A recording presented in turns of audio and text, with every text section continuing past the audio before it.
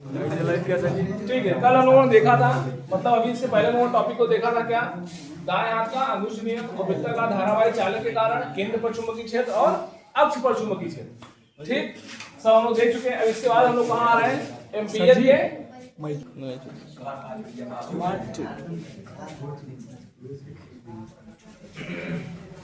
Ampere का परिपथी नियम। ये बताओ, एम्पियर का परिपथी नियम का समझते हैं। ये समझ लो कि सीधा सीधा ये परीक्षा में आने वाला टॉपिक है। ये जान लो कि सीधा सीधा वेरी वेरी इंपॉर्टेंट है।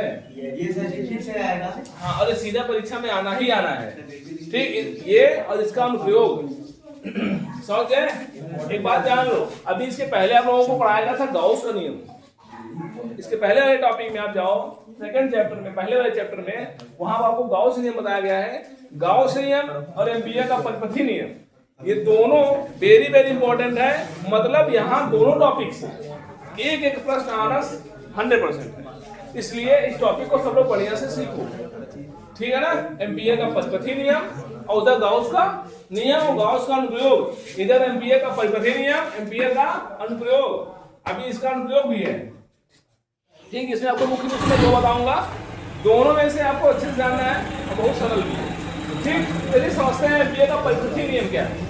अभी मैंने आपको बता पाया, इसको थोड़ा समझते हैं। इस नियम के अनुसार यहाँ पे पता है क्या होता है, अगर कोई बंद पृष्ठ है, बंद पृष्ठ का मतलब कोई बंद तार है, ठीक है ना, ठीक है, ध्यान समझना सब लोग।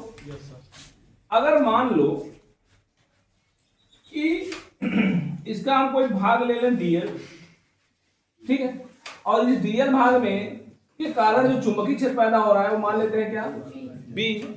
थोड़ा समझना, ठीक है ना। इस बंद पृष्ठ को लिया हूं, इसमें धारा बह रही है, धारा के कारण क्या, डीएल भाग लिया, डीएल भाग के कारण क्या पैदा हो रहा है, थोड़ा सा छोटा सा चुंबकीय क्षेत्र पैदा हो रहा है, ठीक, बी। तो मैं आपको क्या लिखवाया हूं, थोड़ा समझना, एकदम समझ। मान लो इसमें से, मान लो कि, चलो ऐसे समझ लेते हैं, मान लो इसमें से ढेर सारे हैं,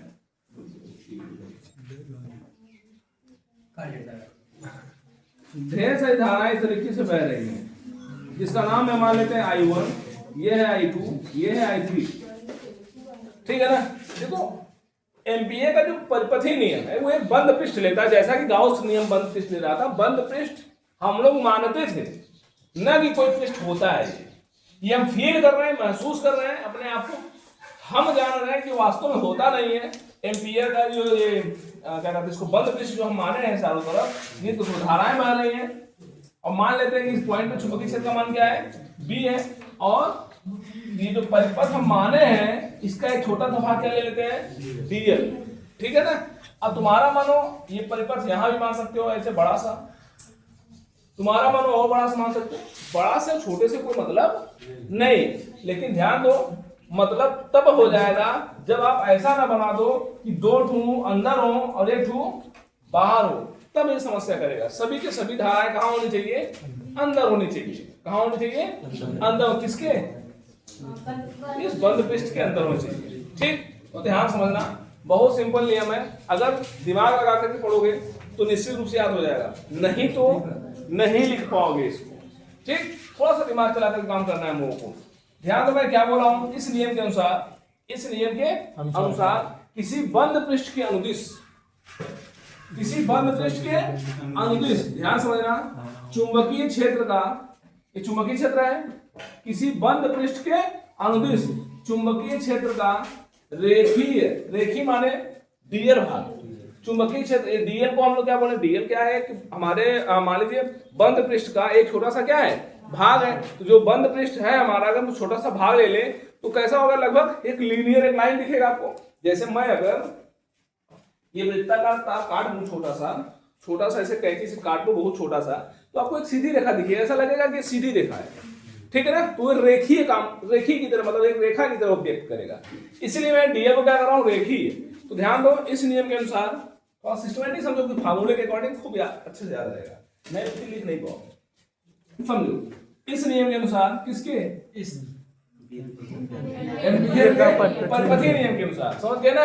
इस नियम के अनुसार किसी बंद पृष्ठ के अनुदिश, इतने बोलना है, बंद पृष्ठ के अनुदिश चुंबकीय क्षेत्र का रेखीय समाकलन, इसको क्या बोलते हैं? समाकलन। ये तो सब लोग जानते हो ना, इंटीग्रेशन का साइन है। चुंबकीय क्षेत्र का रेखीय समाकलन, चुंबकीय क्षेत्र का रेखीय समाकलन, यहाँ पे भी लगा सकते हो। चुंबकीय क्षेत्र का रेखीय समाकलन क्या होता है इसको समझें। उस बंद पृष्ठ से होकर गुजरने वाली सभी धाराओं के बीजगणितीय योग का म्यू नॉट गुना होता है। अब इस बंद पृष्ठ से कितने लोग गुजर रहे हैं? I1, I2 और सबका बीजगणितीय योग कर दो। अच्छा, बीजगणितीय योग समझते हो ना? चलो मान लो अगर एक धारा और जा रही हो और ये धारा इधर जा रही हो, इधर भी थोड़ी सभी वही जा रहे हैं, ऊपर ही जा रहे हो सकता है कोई धारा नीचे भी जा रही है। और मान लेते हैं ये धारा हमारी कितनी है? I4। कितनी है? I4 है। तो क्या होगा? बीजगणितीय योग किसे कहते हैं? बीजगणितीय योग का मतलब होता है कि हम साइन को ध्यान रखते हुए काम करेंगे, चिन्ह को ध्यान में रखते हुए काम करेंगे। तो देखो यहाँ पे I1 plus I2 plus I3 ये तीनों एक ही दिशा में जा रहे थे, जबकि I4 की दिशा क्या है? अपोजिट है। दिशा अपोजिट है तो इसको क्या लगा दोगे? माइनस I4 लगा दोगे। ध्यान देना, फिर से समझो। किसी बंद इस नियम के अनुसार किसी बंद पृष्ठ अनुदिश किसी बंद पृष्ठ के अनुदिश चुंबकीय क्षेत्र का रेखीय समाकलन, चुंबकीय क्षेत्र का रेखीय समाकलन उस बंद पृष्ठ से संबंधित सभी धाराओं के बीजगणितीय, इसी को बोलते हैं बीजगणितीय। माने प्लस माइनस का ध्यान रखते हुए काम करें। अगर मैं यहाँ भी प्लस लगा दूं तो बीजगणितीय नहीं होगा, लेकिन अगर यहाँ मैं माइनस लगाया हूँ तो क्या कहलाएगा? क्योंकि मैं साइन का ध्यान रखना हूँ। और बीजगणित में आप लोग पढ़े होंगे कि कहीं लिखते थे सभी लोग x माइनस वाई प्लस फिर माइनस, ऐसा कुछ है ना, एक्स वाई ये सब ब्रैकेट वगैरह लगा माइनस होने का यूज करते थे, दिशा का बहुत ध्यान रखा जाता था उसमें।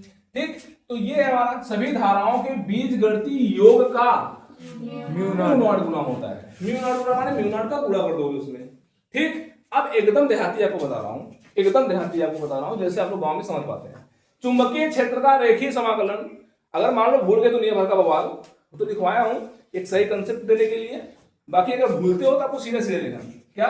चुंबकीय क्षेत्र का रेखीय समाकलन सभी धाराओं के योग का म्यू नॉट गुना होता है। इतना बोलोगे सब? क्या बोला? चुंबकीय क्षेत्र का रेखीय समाकलन क्या होता है? सभी धाराओं के योग का म्यू नॉट गुना होता है। इतना बोलने किसी तकलीफ नहीं है ना। वो थोड़ा सा मैंने लैंग्वेज के अकॉर्डिंग लिखवाया हो, तो आप उसको अगर चाहोगे तो एक दो बार घर पे लिखोगे तो क्लियर होगा। अब एकदम आते हैं चुंबकीय क्षेत्र का रेखीय समाकलन। चुंबकीय क्षेत्र का रेखीय समाकलन सभी धाराओं के योग का म्यू नॉट गुना होता है। बोलोगे? क्या बोला? चुंबकीय क्षेत्र का रेखीय समाकलन सभी धाराओं के योग का म्यू नॉट गुना होता है। पक्का हो गया? उसी को मैं थोड़ा सा लंबे से दिया हूँ। क्या दिया हूँ कि इस नियम के अनुसार एक लाइन होगी इसे है ना, इस अब इसको खड़ा नहीं होगा। इस नियम के अनुसार किसी बंद पृष्ठ के अनुदिश चुंबकीय क्षेत्र का रेखीय समाकलन उस बंद पृष्ठ से होकर गुजरने वाली सभी धाराओं के योग बीजगणितीय योग का क्या होता है? म्यू नॉट गुना होता है। समझ में आया? संतोष बोल दो थोड़ा सा। यही